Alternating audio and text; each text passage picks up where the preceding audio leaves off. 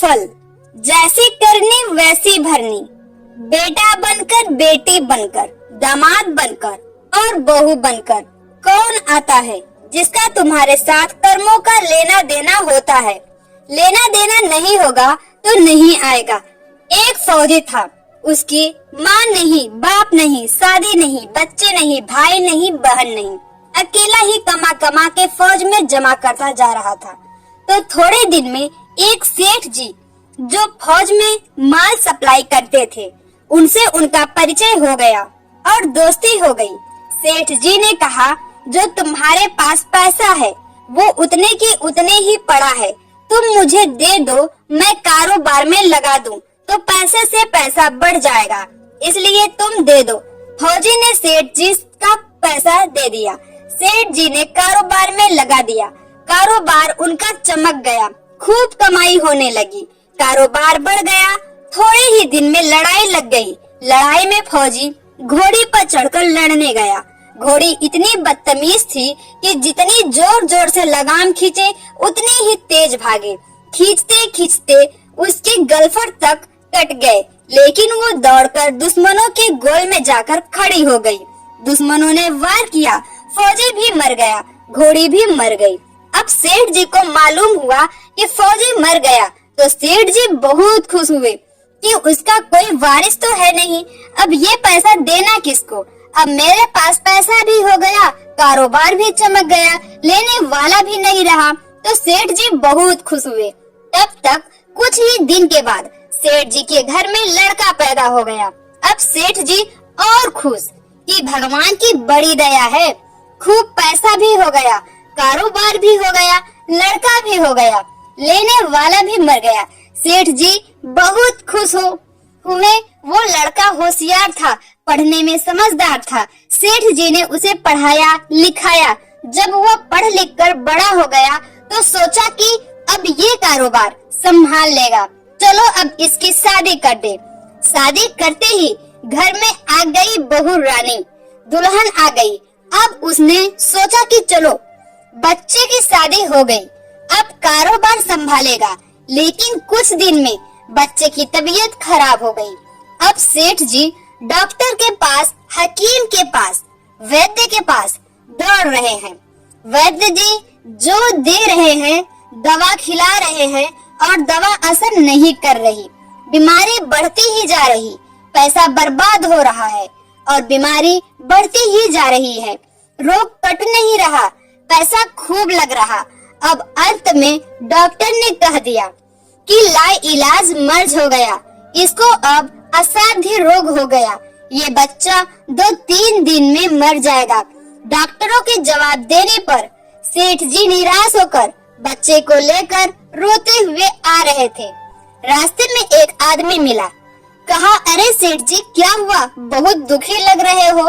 सेठ जी ने कहा, ये बच्चा जवान था, हमने सोचा बुढ़ापे में मदद करेगा, अब ये बीमार हो गया। शादी होते ही हमने इसके लिए खूब पैसा लगा दिया, जिसने जितना मांगा उतना दिया, लेकिन आज डॉक्टरों ने जवाब दे दिया, अब ये बचेगा नहीं, असाध्य रोग हो गया, लाइलाज मर्ज है, अब ले जाओ, घर 2-3 में मर जाएगा। आदमी ने कहा, अरे सेठ जी तुम क्यों दिल छोटा कर रहे हो, मेरे पड़ोस में वैद्य जी दवा देते हैं, 2 आने की पुड़िया खाकर मुर्दा भी उठकर खड़ा हो जाता है, जल्दी से तुम वैद्य जी की दवा ले आओ। सेठ जी दौड़कर गए, 2 आने की पुड़िया ले आए और पैसा दे दिया। पुड़िया ले आए, बच्चे को खिलाई, बच्चा पुड़िया खाते ही मर गया।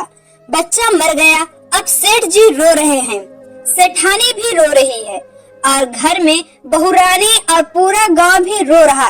गांव में शोर मच गया कि बहुरानी सेठ की कमर जवानी में टूट गई। सब लोग रो रहे हैं। तब तक एक महात्मा जी आ गए। उन्होंने कहा, भाई क्यों रोना धोना।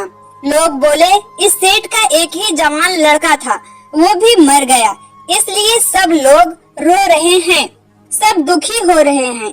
महात्मा बोले, सेठ जी रोना क्यों। सेठ महात्मा, जिसका जवान बेटा मर जाए वो रोएगा नहीं तो क्या करेगा। महात्मा, तो आपको क्यों रोना? सेठ, मेरा बेटा मरा तो और किसको रोना? महात्मा, और उस दिन तो आप बड़े खुश थे। सेठ, किस दिन? महात्मा, फौजी ने जिस दिन पैसा दिया था। सेठ, हाँ, कारोबार के लिए पैसा मिला था तो खुशी तो थी। महात्मा, और उस दिन तो आपकी खुशी का ठिकाना ही नहीं था। सेठ, किस दिन? महात्मा, अरे जिस दिन फौजी मर गया, सोचा कि अब तो पैसा भी नहीं देना पड़ेगा। माल बहुत हो गया, कारोबार खूब चमक गया, अब देना भी नहीं पड़ेगा। बहुत खुश थे। सेठ, हाँ महाराज, खुश तो था। महात्मा, और उस दिन तो आपकी खुशी का ठिकाना ही न था, पता नहीं कितनी मिठाइयाँ बट गई। सेठ, किस दिन? महात्मा, अरे जिस दिन लड़का पैदा हुआ था। सेठ, महाराज, लड़का पैदा होता है तो सब खुश होते हैं, मैं भी हो गया तो क्या बात। महात्मा, उस दिन तो खुशी से आपके पैर जमीन पर नहीं पड़ते थे। सेठ, किस दिन? महात्मा, अरे जिस दिन बेटा ब्याहने जा रहे थे। सेठ, महाराज, बेटा ब्याहने जाता है तो हर आदमी खुश होता है, तो मैं भी खुश हो गया। महात्मा, तो जब इतनी बार खुश हो गए तो जरा सी बात के लिए रो क्यों रहे हो? सेठ, महात्मा, ये जरा सी बात है, जवान बेटा मर गया, ये जरा सी बात है। महात्मा, अरे सेठ जी, वही फौजी पैसा लेने के लिए बेटा बनकर आ गया।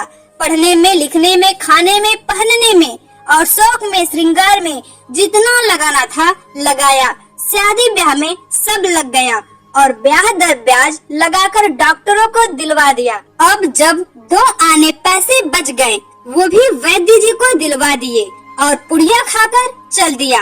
अब कर्मों का लेना देना पूरा हुआ। सेठ जी ने कहा, हमारे साथ तो कर्मों का लेन देन था, चलो हमारे साथ तो जो हुआ सो हुआ। लेकिन वो जवान बहू रानी घर में रो रही है, जवानी में उसको धोखा देकर विधवा बनाकर चल गया।